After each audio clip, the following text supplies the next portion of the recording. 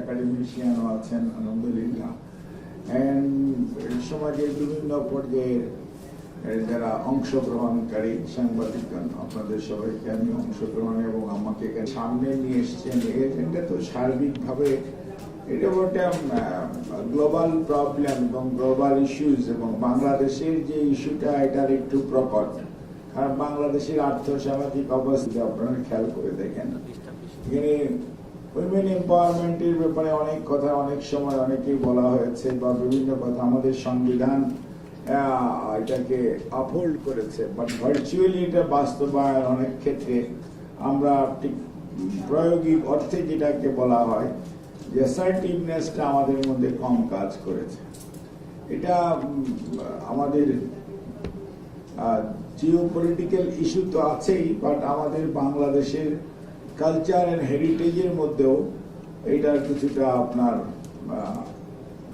Involvement আছে, এটাকে অস্বীকার করার কোনো উপায় নেই।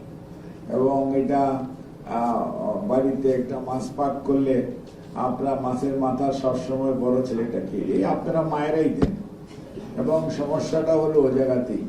এটা মানে অর্থাৎ মানসিক মনোজগতে একটা পরিবর্তনের যে প্রয়োজন, যে মাছের মাথা খাবে বড় ছেলেটাই অথবা ছেলেটাই, মেয়ের পক্ষে খুব কম সময় অথবা নিজে না খেয়ে হাজবেন্ডকে দেওয়া, এটা আমাদের একটা we can't ignore this one. এইটা কালচারাল হেরিটেজ আমরা কিন্তু ইনহেরিট করেছি ফর ডিকেডস এন্ড ডিকেডস। এটা আমার নানি দাদিরাও করেছে, আমার মাও করেছিলেন।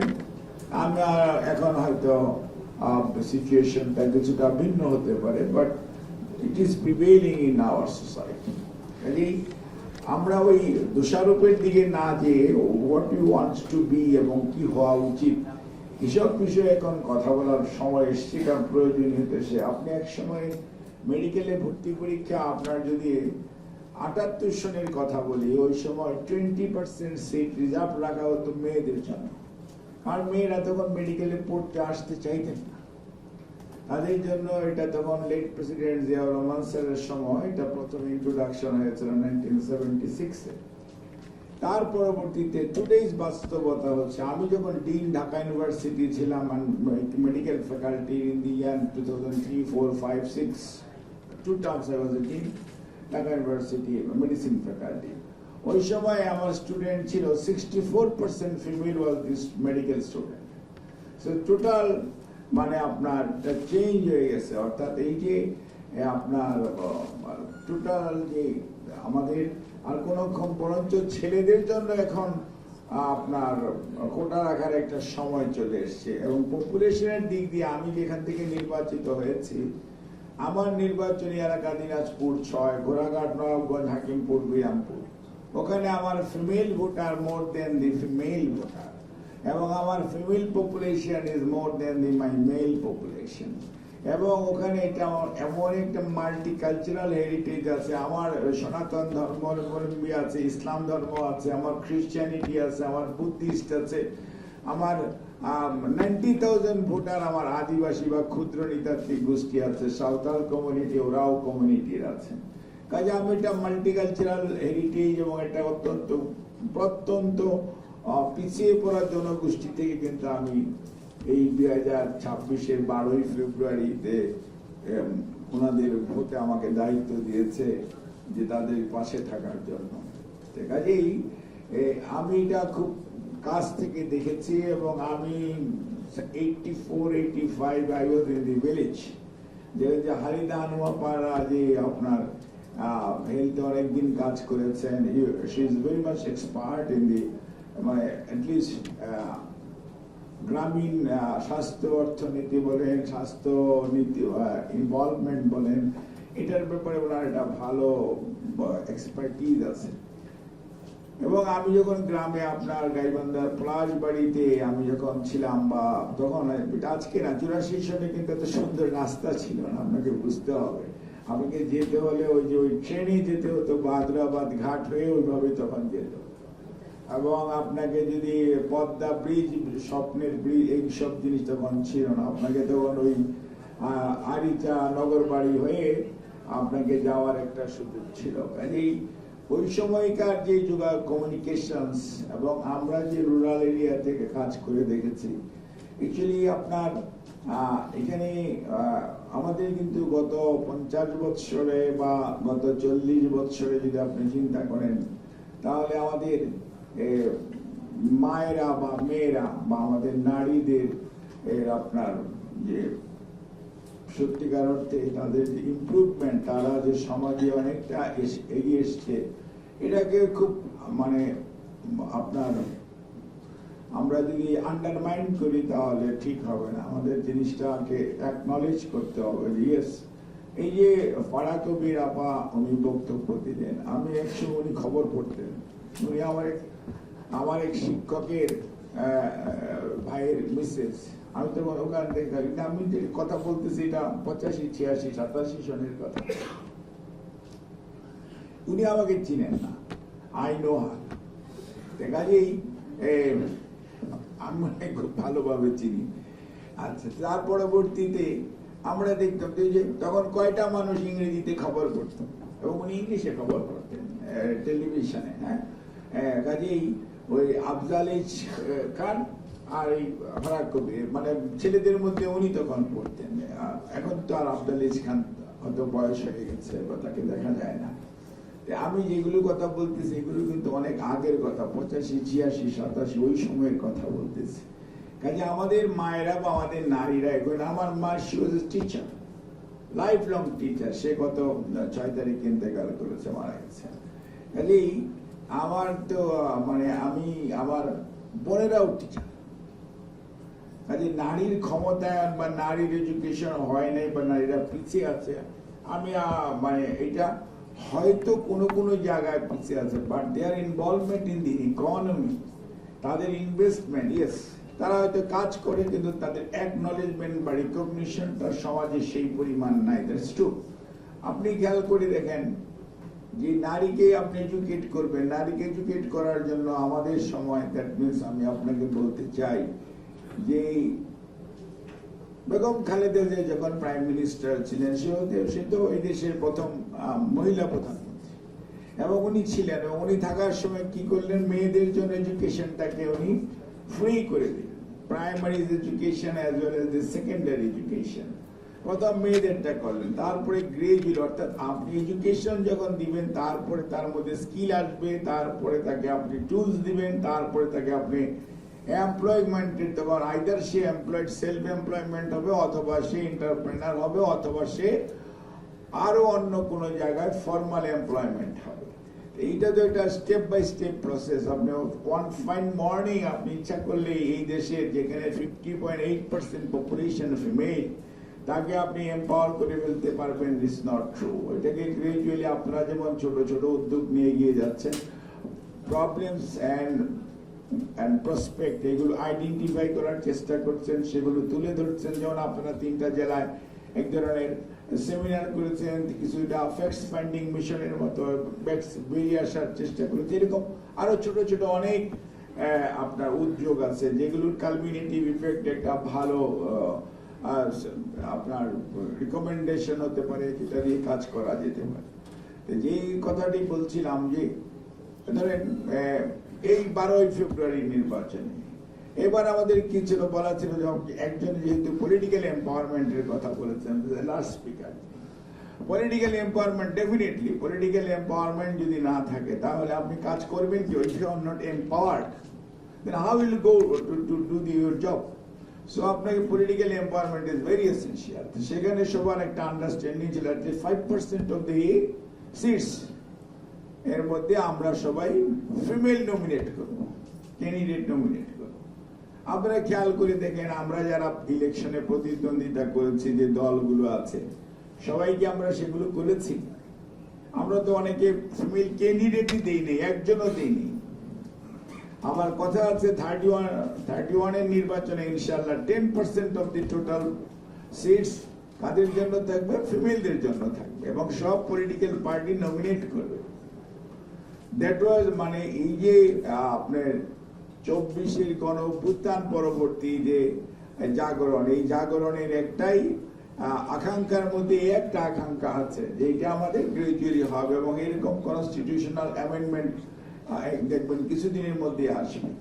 But it was an understanding. Understanding এর মধ্যে আমরা সবাই তো স্টিক করলাম না।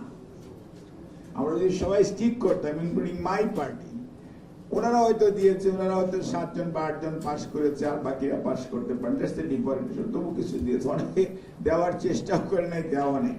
তার পরবর্তী রিজার্ভ যেটা আছে, রিজার্ভ নিয়ে আমি কোনো কথা বলতে চাই না। রিজার্ভ তো রিজার্ভই আছে। গ্রাজুয়ালি রিজার্ভ কমে যাবে একটা পর্যায়ে যে 30% of the seats gradually will be ফিমেলদের জন্য। এবং আমার কথা তো 30 কেন 70% হোক না, যদি ওনার যোগ্যতায় উনি আসতে পারে, what is the harm in it?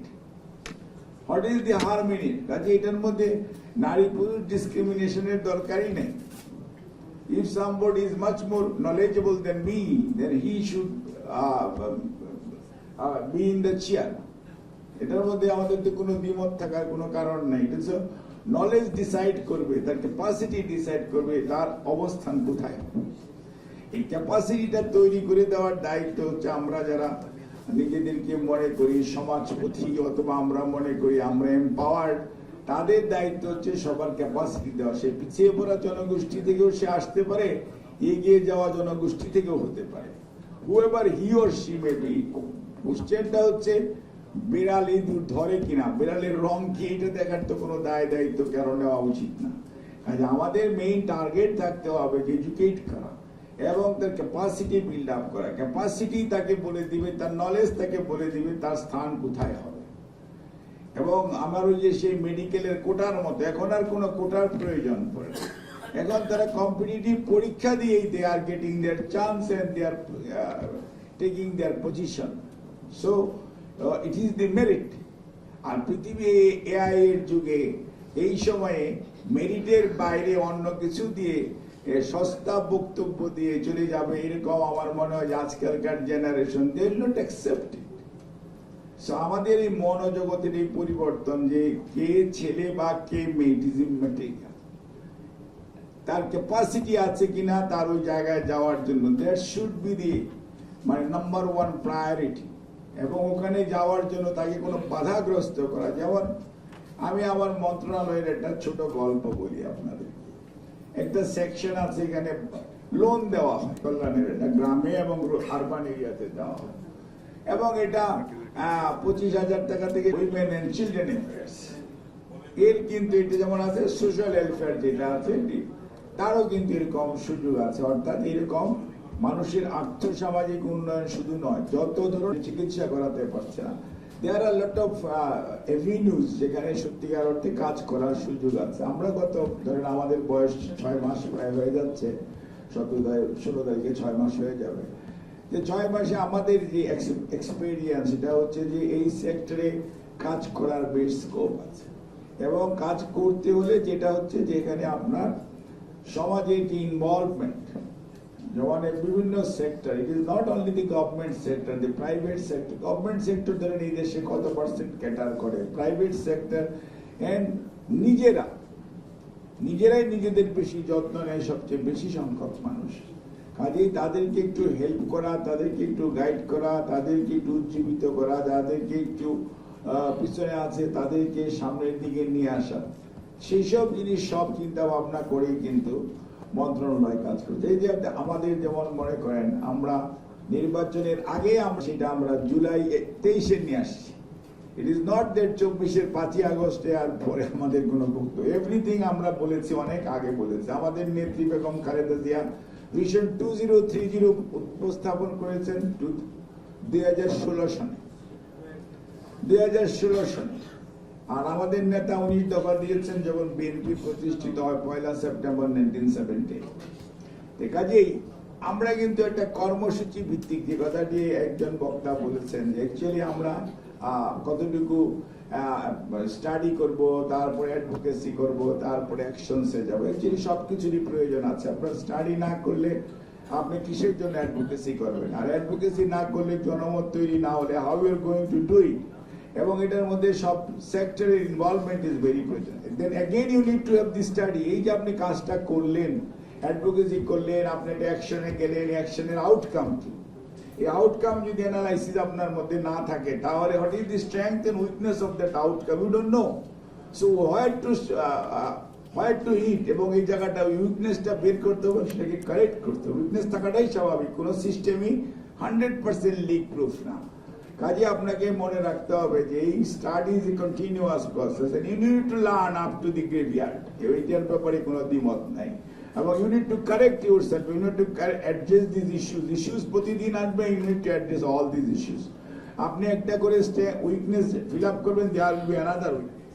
সেই উইকনেসটা আপনাকে বের করতে হবে এবং অ্যাড্রেস করতে হবে। আপনার ক্যারিশমাটা হয়তো ওই জায়গাতেই যে আপনি উইকনেসটা বুঝেন কিনা, আর আপনার সিনসিয়ারিটি ওই জায়গাতে ওই উইকনেসটাকে আপনি অ্যাড্রেস করতে চান কিনা।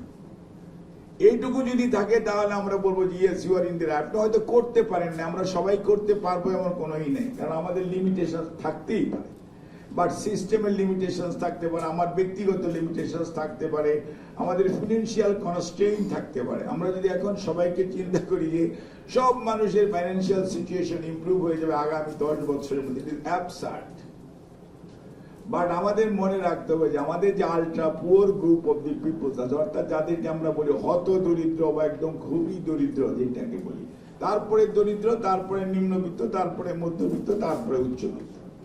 এখন আমরা এই 3 গ্রুপ, বিশেষ করে যাদেরকে আমরা বলি ultra poor and the lower middle class, এই পিপলদেরকে সামনের দিকে আনার জন্য আমাদের যে প্রোগ্রাম, যে ফ্যামিলি কার্ড আমাদের যে একটা প্রোগ্রাম, এটা আমাদের একটা ফ্ল্যাগশিপ প্রোগ্রাম। এবং এখানে কিন্তু আমাদের টার্গেট মায়েরা বা মেয়েরা বা নারীরা, অর্থাৎ প্রত্যেকটি হাউসহোল্ডের আমরা প্রতি 5 জন মিলে একটা করে হাউসহোল্ড আমরা ধরতেছি। প্রতি 5 জনের বেশি হলেই আমরা সেকেন্ড হাউসহোল্ডে চলে যাই। এবং প্রতি হাউসহোল্ডের যে নারী প্রধান আছে, মানে হোয়াট এভার মাইট বি, তার বয়স কত ইজ ইমেটেরিয়াল, ওই 5 জনের মধ্যে যে নারী প্রধান একটু সিনিয়র, তাকে আমরা ওই ফ্যামিলি কার্ডের চিফ করছি, বা তার কার্ডের মধ্যে কিন্তু আমরা ওই 5 জনের সমস্ত ডেটা দেওয়া থাকছে। এবং এটা দিয়ে আমরা ফ্যামিলি ট্রি করছি। এবং এটার মধ্য দিয়ে আমরা বুঝাতে চাচ্ছি যে ওই যে মাকে আমরা যে মাসিক যে প্রণোদনাটা, এটা একটা ইনভেস্টমেন্ট হিসাবে আমরা, ইট ইজ নট তাকে টাকা দেওয়া, আমাদের এটা হচ্ছে একটা ইনভেস্টমেন্ট। আমাদের গভর্নমেন্ট পলিসি হচ্ছে, দলের পলিসি হচ্ছে ইনভেস্টমেন্ট। কিসের জন্য? ওই মা যাতে তার বাচ্চার জন্য, স্কুলের জন্য সে পয়সা খরচ করতে পারে, বাচ্চার ফুডিং এর জন্য যদি কোনো সাপ্লিমেন্ট লাগে, খাওয়ার কোনো সাপোর্ট লাগে, সেটা করতে পারে, বাচ্চার অসুস্থতার সময় যাতে সে কাজ করতে পারে, ইনভেস্ট করতে পারে, অথবা সে যাতে কোনো 2টা মুরগি কিনে, হাঁস কিনে তার অর্থনৈতিক ভাবে সে করতে পারে, নিজেকে আরেকটু বেটার করতে পারে, সিচুয়েশনটাকে ইমপ্রুভ করতে পারে, অথবা তার গাছ লাগিয়ে অথবা সবজি চাষ করে যাতে সে ইমপ্রুভ করতে পারে এবং সেইটাকে সে লোকাল মার্কেটে সেল করতে পারে। আপনারা হয়তো বলছেন যে মা তৈরি করছে কিন্তু বিক্রি করতে পারছে না। ইয়েস, এটা আপনি বলতে পারেন যে মা হয়তো নিজে নিয়ে যাচ্ছে না, কিন্তু মা হয়তো তার হাজবেন্ডকে দিয়ে অথবা তার ছেলেকে দিয়ে অথবা কোনো লোক, এখন দেখেন ডিম, আপনারা বলেন ডিম তৈরি করে ডিম বাজার, এখন ডিম বাজারে নিতে হয় না তো, এখন ডিম আপনার বাড়ি থেকে এসে নিয়ে যায়। দুধ কিন্তু এখন বাজারে নিতে হয় না, দুধ কিন্তু এখন যারা ক্রয় করে, আপনারা গ্রাম কতটুকু দেখেছেন আমি ঠিক জানি না, আমার এলাকার কথা আমি বলছি, যারা লট অফ মানে খামারি আছে, তাদের কারো দুধ তারা কিন্তু আর কাঁধে করে বাজারে নিয়ে বসে থাকে খুব কম। তাদের দুধ একদম মানে নিজের গোয়াল ঘর থেকে আপনি যারা নেওয়ার তারা নিয়ে চলে যাচ্ছে এবং তারা একদম ফিক্স অ্যামাউন্টে তারা নিয়ে যাচ্ছে, কারণ তাদের মার্কেটিং। এখন কোনো জায়গায় হয়তো মার্কেটিংটা সমস্যা আছে, দ্যাটস ট্রু, সব জায়গায় একমতো তা নাও হতে পারে। বাট এখন কিন্তু আগের যে আজকে থেকে 50 বছর আগে বা লেট পাকিস্তান পিরিয়ডে ডিম নিয়ে আপনার 4টা ডিম নিয়ে বাজারে বসে থাকতো, ওই সিনারিও কিন্তু এখন নাই। এখন ডিম প্রত্যেক ঘর থেকে নিয়ে কালেক্ট করে তারা আপনার বিভিন্ন স্থানীয় মার্কেটে বিভিন্ন জন এটা করছে, ওইটাও আর একটা গ্রুপের পেশা হয়েছে। কাজে মার্কেটিং যদিও একটা প্রবলেম, বাট মার্কেটিং চ্যানেল কিন্তু গ্রাজুয়ালি আগের চেয়ে কিন্তু অনেক ইমপ্রুভ করেছে, এটাকে অস্বীকার করার কোনো উপায় নেই। এখন আম আপনার গাছে হচ্ছে, সেই আম কিন্তু আপনার গাছ থেকে পেরে নিয়ে যে স্থানীয় বাজারে অথবা ঢাকার বাজারে, ইভেন আমার ওই দিনাজপুরের নবাবগঞ্জে এবার আমি ম্যানচেস্টারেও পাঠিয়েছি এক্সপোর্টারদের মাধ্যমে, just to give them money. Even আপনার এই ক্যাপসিকাম, আমার এলাকাতে ভালো ক্যাপসিকাম, এবং আমি উৎসাহ দেই লোকদেরকে করার জন্য, এবং সেটা আপনাদের এই যে সুপার স্টোরে আপনারা যে খান, হয়তো দেখা যাবে যে আমার এলাকার উৎপাদিত ক্যাপসিকাম আর যশোরে ক্যাপসিকাম হয়, এবং সেগুলো এখানে কিন্তু এই যে আপনার যত ঢাকা শহরের যত বড় বড় দোকান আছে, উই আর সাপ্লাইং, বা আমার যে কৃষক সে কিন্তু সাপ্লাই করছে। আমার কাজটা কি, আমি খালি তাদের যে ফ্রোজেন ভেজিটেবলস বা এগুলো আনার জন্য যে ট্রান্সপোর্ট, সেইটা খালি আমি অ্যারেঞ্জ করি, but they are paying themselves, they are paying themselves and they are doing it. So কাজে আমাদের যে জিনিসটা মনে রাখা বলে আমি মনে করি যে আমাদের মধ্যে এখনো অনেক ইনফরমেশন গ্যাপ আছে, আমাদের মধ্যে কমিউনিকেশনসের অনেক অভাব আছে, এবং এগুলো সরকারের যে কর্মসূচি, সরকারের বিভিন্ন সেক্টরে, আমি তো খালি আমারটা বললাম, প্রাণী সম্পদের অন্য কর্মসূচি আছে, অন্যান্য ডিপার্টমেন্টের অন্য কর্মসূচি আছে, কর্মসূচির সাথে সমন্বয়ের যে বা একটা ব্রিজ ডেভেলপ করা উচিত স্থানীয় লোকালিটি, এইটা হচ্ছে গুরুত্বপূর্ণ কাজ। সেখানে আপনাদের মতো যে সমস্ত অর্গানাইজেশন আছে, ইভেন এই ঘরে নাই, ওনারা আরো অনেক নন গভর্নমেন্ট অর্গানাইজেশন আছে, তারাও কিন্তু এগুলোর মধ্যে অংশগ্রহণ করতে পারে, এবং করার ব্যাপারে কোনো দ্বিমত নাই। বিশেষ করে আজকে যে আপনার এই ইয়ং পপুলেশন এবং skilled and half skilled and unskilled, এই যে আমার পপুলেশন, এই পপুলেশনকে যদি আপনি অ্যাড্রেস করতে চান, তাদেরকে যদি আপনি কাজ দিতে চান, তাদেরকে যদি এম্পাওয়ার্ড করতে চান, এটা করা আমাদের এক্সিস্টেন্সের জন্য প্রয়োজন। এই কারণে আদারওয়াইজ আমাদের যে এরিয়া আছে এবং যেভাবে আমরা we are surrounded by Myanmar and our great neighbour, তাতে আমাদের মধ্যে যে ড্রাগসের যে ইনফিলট্রেশন, যে ইনভলভমেন্ট, এই জেনারেশন কিন্তু গ্রাজুয়ালি তাদেরকে যদি আমরা স্পোর্টস, এডুকেশন এবং এমপ্লয়মেন্ট এইগুলোর মধ্যে আমরা যদি ব্যবস্থা না করতে পারি, তাহলে কিন্তু আমরা কথাই বলবো, কিন্তু আমার জেনারেশন তখন কিন্তু সত্যিকার অর্থে ওয়ার্কিং জেনারেশন তখন কিন্তু কমে যাবে। এবং এখন যে সমাজে বিভিন্ন ধরনের অ্যাডোলেসেন্টের হেলথ আছে, অ্যাডোলেসেন্টের যে ক্রাইম আছে, সেটা আপনারা খেয়াল করছেন কিনা জানি না, এবং এটা একটা বিরাট প্রবলেম হিসাবে আসছে। এর মধ্যে অনেকটাই কিন্তু রোল আছে ডিফারেন্ট টাইপের, এই যে আমরা আইটি বলি, আইটির সাইড দুটোই আছে। এখন আপনারা যারা এখানে সাদা চুল মায়েরা আছেন, তারা তো এক সময় ছিলেন মাগরিবের সময় আপনার ছেলে বাসায় আসছে কিনা, পড়তে বসছে কিনা খোঁজ নিতেন। এখনকার আমার মায়েরা সেই দায়িত্ব কতজন পালন করে, এই জিনিসটা তো অ্যাকচুয়ালি খোঁজ নেওয়া দরকার। আমার মা তো আমাকে মানে সিম্পলি পাখার ডাটা দিয়ে পিটুনি দিত যদি আমি মাগরিবের আজানের আগে বাসায় না ফিরতাম, বা পড়ার টেবিলে হাত মুখ ধুয়ে পড়তে না হতো। খেলাধুলায় কোনো নিষেধ নাই, কিন্তু দ্যাট ওয়াজ দি টাইম। আর এখন যদি মারতে যান বা পাখার ডাটা দিয়ে মারতে যান, তখন বলতেছেন অ্যাবিউজ হচ্ছে বা ভায়োলেন্স হচ্ছে, এটা ভায়োলেন্স এগেইনস্ট চিলড্রেনে নিয়ে যাচ্ছে। আর এইগুলো আপনার কতগুলো জিনিস আপনাদের, আমার মনে হয় যে আমাদের গণসচেতনতা এইটার ব্যাপারে আপনাদের বা আমাদের সবারই একটা দায়িত্ব আছে। নৈতিক এডুকেশনের লেভেলটাকে আমাদের যে কোনো ভাবেই হোক ইমপ্রুভ করতে হবে, এবং এটাকে আমাদের অ্যাড্রেস করতে হবে। অ্যাড্রেস না করলে সত্যিকার অর্থে আমরা যে ভায়োলেন্সের কথা বলি, violence against women, violence against children and early marriage, early ম্যারেজের আইন আছে, ভায়োলেন্স এগেইনস্ট উইমেনের কঠিন আইন আছে, কিন্তু সেই আইন প্রয়োগ করার জন্য তারপরেও তুমি আমাদের প্রতি আজকেও যদি আমরা খুলি, দেখা যাবে যে বেশ কতগুলো ঘটনা ঘটেছে যেগুলো ঘটনা উচিত না, এবং তারপরে শাস্তিও হচ্ছে, হয়তো একটু সময় লাগছে কোনো ক্ষেত্রে আর্লি হয়ে যাচ্ছে, কিন্তু তারপরেও এটা খালি অনলি লেজিসলেশন দিয়ে আপনি একটা মানুষকে উজ্জীবিত করে ফেলতে পারবো আমরা, সেটা লেজিসলেশন থাকবে, পাশাপাশি আমাদের অ্যাওয়ারনেসটা ইজ ভেরি ইম্পর্টেন্ট। সামাজিক জনসচেতনতা যদি আমরা না গ্রো করতে পারি, এবং মেয়ে বাচ্চা হলে বা মেয়ের যে আপনারা যে উত্তরাধিকার সূত্রের আইনের কথা কেউ একজন বলেছেন, কয়েকজন, এটার মধ্যে আবার আরেকটা বড় ফ্যাক্টর আছে, ওই বিতর্কে আমি যাব না।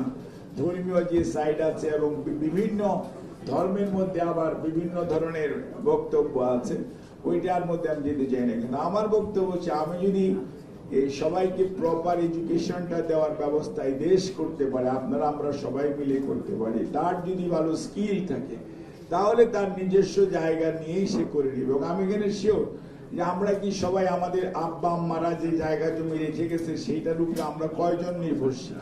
Those who are educated and skilled worker, এর মধ্যে আমি জানি তারা খুঁজও নেয় না। এবং অনেক গার্জিয়ান, অনেক ছেলে মেয়েরা আছে, তাদের বিভিন্ন খুব সুন্দর সুন্দর জায়গায় বাড়ি ঘর আছে, তারা কিন্তু এগুলো খোঁজও নেয় না, যেহেতু তাদের নিজেরটাকেই তারা টেক কেয়ার করতে এখন হিমশিম খেয়ে যাচ্ছে। একটা মানুষ যদি তার educational proper education and proper skill man হয়, তার কিন্তু কোনো ডিপেন্ডেন্সি থাকে না, এবং তখন কিন্তু সে নিজেরটাকে নিজেই সে করতে পারে, সে অন্য আরো 10টা লোককে এমপ্লয় করতে পারে।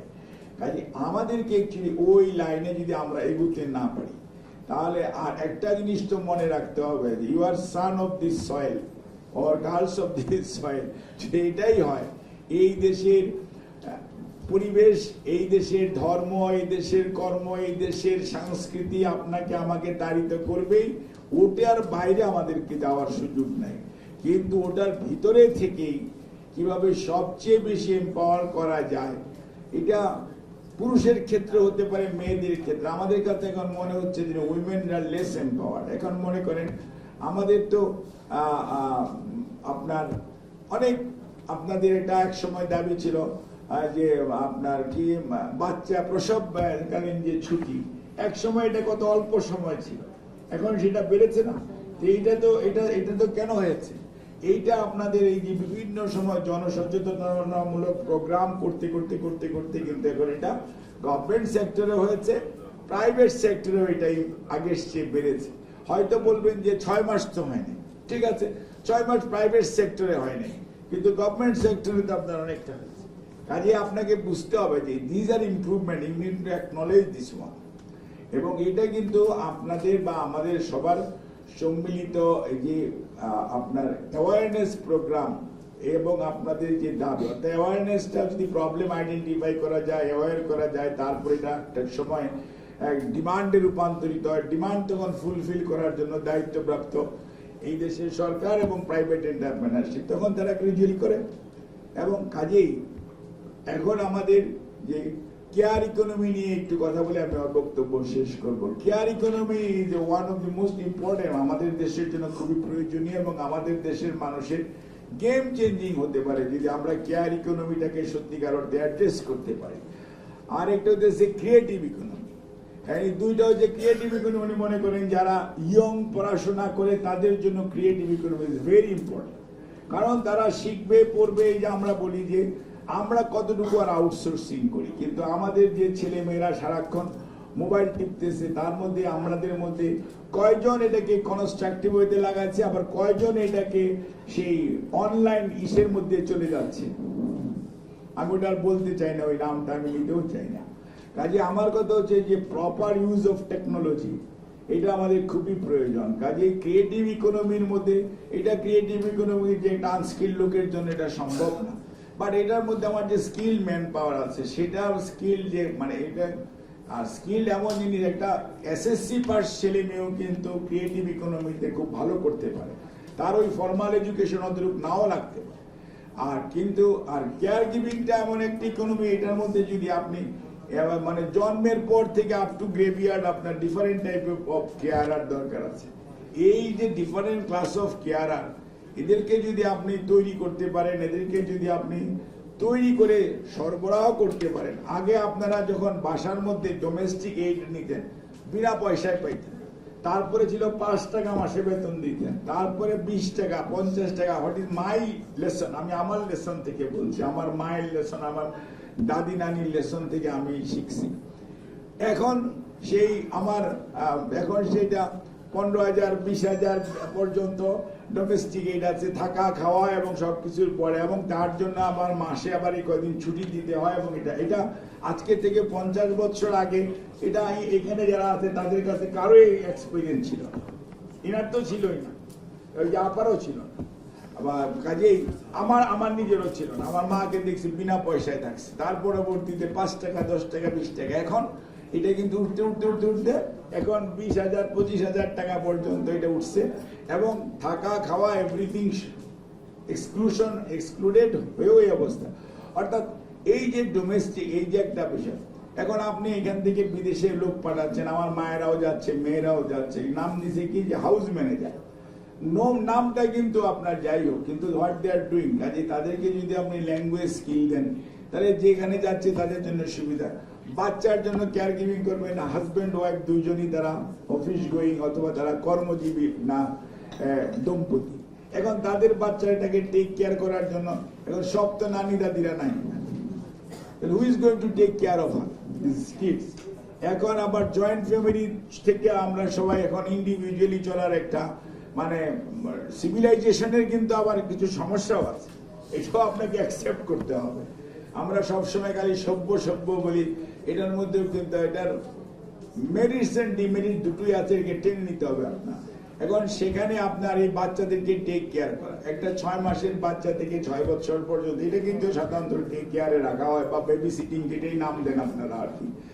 এখন এটা তো ওয়ার্কিং উইমেনদের জন্য বেশি প্রয়োজন, সেটাকে কিন্তু আমরা বর্তমানে we are addressing this issues.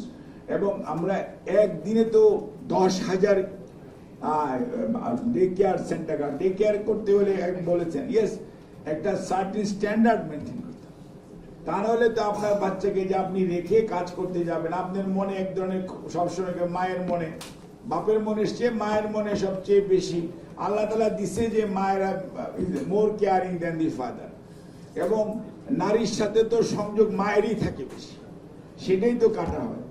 কাজে যে ফিলিংস, ইনার ফিলিংস মায়ের, এটা বাপের কোনোদিন হয় না, আমার কোনোদিন হয় না। কাজে এটা বলে তো লাভ নেই। আমার মা, হ্যাঁ আমার মা আমার জন্য যত ফিল করে, কারণ আমার মায়ের আর আমার নারী ছিল, সেটা কেটে দিয়েছে, সেই জন্য আমরা আলাদা হয়েছি। এখন এটা তো আল্লাহ দিয়েছে, এটা তো আর কিছু করার নাই, so we need to respect this one. এখন সেই ক্ষেত্রে যেটা যেন বলছি যে মাকে স্যাটিসফাই করতে হবে যে তার বাচ্চাটা অমুকের কাছে রেখে এসছে, সে ভালো পজিশনে আছে, তার খাওয়ার সময় খাওয়া হচ্ছে, ঘুমের সময় ঘুম হচ্ছে, প্রস্রাব পায়খানা যখন করছে সেটাকে টেক কেয়ার করতেছে, সে যখন এই কনফিডেন্সটা পায় তখন তার জব স্যাটিসফ্যাকশনটা ভালো থাকে, তার সে যে ওয়ার্কিং উইমেন তার এনভায়রনমেন্টে তখন সে কাজ করে আনন্দ পায়। আর আমাদের তো দায়িত্ব হচ্ছে যে এই যে ডে কেয়ার, বিশেষ করে ওয়ার্কিং প্লেসে যাবে, আপনি মনে করেন ঢাকা ময়মনসিংহ রোড, এখানে কত গার্মেন্টস, অথবা ঢাকা সাভার এখানে বা আশুলিয়া এলাকায় কত গার্মেন্টস, সেখানে they need to have the caregiving facilities. কেউ কেউ এখন যারা compliant factory they are doing it, আমি নিজেও কতগুলো ভিজিট করেছি, এবং আমরা এটাকে পিপিপির মাধ্যমে যে আমরা তোমাদেরকে এই সাপোর্ট দিব, তোমরা একটা স্পেস দাও, এরকম করে আমরা গ্রেজুয়ালি উই আর ট্রাইং। তবে আমরা এটা যে খুব বেশি করতে পেরেছি তা না, বাট উই আর ট্রাইং, এবং এটা আমাদের টার্গেট আছে যে অ্যাটলিস্ট আমরা কসমোপলিটন বা আমাদের যে সমস্ত ডিভিশনাল হেডকোয়ার্টারগুলো আছে বা আমাদের ক্যাপিটাল আছে, অ্যাজ ওয়েল এস আমাদের ডিস্ট্রিক্ট শহরগুলো আছে, বিশেষ করে ইন্ডাস্ট্রিয়াল বেল্ট যেখানে বেশি সংখ্যক মানুষ কাজ করে, এই সমস্ত এলাকা দেখে আমরা ম্যাপিং করে আর কি ওখানে আমরা কেয়ার গিভিং একটাই করছি। কিন্তু কেয়ার গিভিং তো খালি বাচ্চাদেরকে দিলে হবে না, যারা এল্ডারলি পিপল, আমার দেশের মানুষ আগে 47-48 বছরে মারা যেত, যেটা আপনার স্বাধীনতা পরবর্তীতে বা স্বাধীনতার আর্লি পিরিয়ডে আমাদের এটা ছিল লাইফ এক্সপেক্টেন্সি। এখন তো সেটা বেড়েছে, 62-72 অনেক হয়েছে, 72-73 হয়ে গেছে। এখন স্বাভাবিকভাবে এই যে মানুষ বেশি দিন বাঁচতেছে, এই মানুষগুলোকে তো টেক কেয়ার করতে হবে, এই মানুষগুলো টেক কেয়ার যেন এল্ডারলি কেয়ার হোম। এখন সেখানে কেয়ার হোম না থাকলেও কেয়ারার তো লাগবে। আপনারা আব্বা আম্মাকে রাইখা সবাই অফিসে গেলেন, বাসার মধ্যে তাদেরকে টেক কেয়ার, তাদেরকে মানে কে ওয়াশরুমে নিয়ে যায়, কে গোসল করায় দেয়, এই যে বিষয়গুলো আছে, এইখানে অ্যানাদার টাইপ অফ কেয়ার। আরেকটা মানুষ অসুস্থ হয়ে গেছে, সে তার একটা সাইড প্যারালাইসিস বা প্যারালাইসিস হয়েছে, এবং she or he needs a care, এটা আরেকটা কেয়ার। আরেকটা হচ্ছে যে জন্মগতভাবে দেয়ার আর সাম ডিসেবিলিটি, এই ডিসেবিলিটি একটা কনজেনিটাল, আরেকটা হচ্ছে সায়াট্রোজেনিক, পরবর্তীতে ডিসেবলড হয়েছে, কোথাও রেল লাইনে 2টা পা কেটে গেছে, ই বিকাম ডিসেবলড। একটা রোড অ্যাক্সিডেন্ট হয়েছে, তার হাতটা কেটে ফেলতে হয়েছে, he also become or she become the disabled. So this is the iatrogenic disability. আর কনজেনিটাল ডিসেবিলিটি ডিফারেন্ট টাইপের আছে, এনডিডি নন এনডিডি, সেগুলো আমি ওই ডাক্তারিতে যাই না, কিন্তু আমাদের তাহলে এই কেয়ারারও লাগবে। এইগুলো তো আমার দেশেই লাগতেছে, 180 মিলিয়ন মানুষের দেশে। তাহলে আপনি চিন্তা করেন যে আমরা স্ট্যাটিস্টিক্সে বলে যে 6% of the whole population is disable. আমাদের কাছে, আমার মন্ত্রণালয়ের স্ট্যাটিস্টিক্সের মধ্যে রেকর্ডেড, অনলাইন রেকর্ড হয় এভরিডে, এবং তার আমার কাছে 4 মিলিয়ন প্লাস আমার রেজিস্টার্ড ডিসেবল আছে এই মুহূর্তে, এবং they are getting every month they are getting some allowance support. But একটা ডিসেবল মানুষকে সাপোর্ট করতে মিনিমাম 1 থেকে 2 জন মানুষ লাগে। সেইখানেও বেচারি মায়ের উপর প্রেশার বেশি দেন দি ফাদার। কারণ ওনাদের এখন কথা হচ্ছে, ওনারা চিন্তা করে যে আমি যখন এই পৃথিবীতে থাকবো না, তখন who is going to will take care of this my boy or my girl. এটা একটা বড় দেখা যায় রাষ্ট্রের একটা দায়িত্ব, রাষ্ট্রের যেহেতু নাগরিক, রাষ্ট্রের দায়িত্ব। So this is a very big field where we need to address and we are addressing. Disability নিয়ে অ্যাড্রেস করা আমাদের এটা পুরো একটা আলাদা, আমাদের একটা আমরা ডাইরেক্টরেট করার জন্য আমরা করেছি। বাট আমাদের ফাউন্ডেশন আছে, সেখানে আমাদের এটা মোটামুটি আমরা আপনার এই পপুলেশনকে বাংলাদেশে এমপ্লয় করেন, দেশে বাইরে এমপ্লয় করেন, টোটাল উইন্ডো ইজ ওপেন হয়ে যাচ্ছে। তাহলে আপনার এই জিনিসটা আমাদের যে ফাইন্যান্সিয়াল যে এম্পাওয়ারমেন্ট, যেটা নিয়ে আমরা কথা বলি, it is for male and female, it is in material. But এটাতে আপনার দেখা যাবে যে আমাদের মায়েদের, মেয়েদের স্কিলনেস অনেক বেড়ে যাচ্ছে।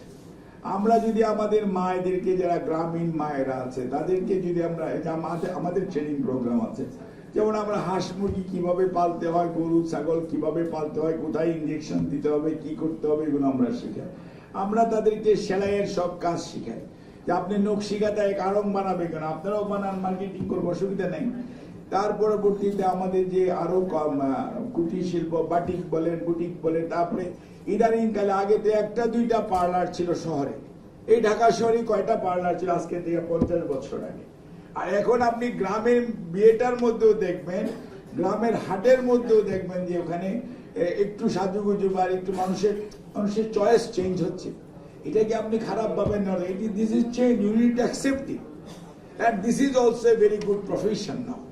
ইভেন ফুড, বেকিং বা ফুড যেটাকে আপনারা বলেন, এই যে ডিফারেন্ট টাইপের ফুড তৈরি করা, এবং তারপরে এই যে এত আমরা মোবাইল ইউজ করি, মোবাইলের জন্য মোবাইল নষ্ট হয়ে একটু কাজ করে দেয়, এটা বোধ ছেলে এবং মেয়েদের জন্য এটা অনেকেই করছে।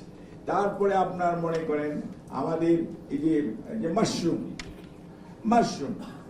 ইজ সাচ এ থিং, এটার আপনি ট্রেনিং দিয়ে যদি আপনি কোনো মেয়েদেরকে বা ছেলেদেরকে আপনি কাজে লাগান। অর্থাৎ আমি যেটা বলতে চাই যে ডিফারেন্ট টাইপ অফ ওয়ার্কস এবং প্রফেশনাল প্রোগ্রাম আমাদের social welfare ministry as well as ministry of women and children affairs আমরা উই আর রানিং, এবং এগুলো আমরা গ্রামে একদম উপজেলা পর্যায়ে এখন আমরা ট্রেনিং নিয়ে যাচ্ছি এখন।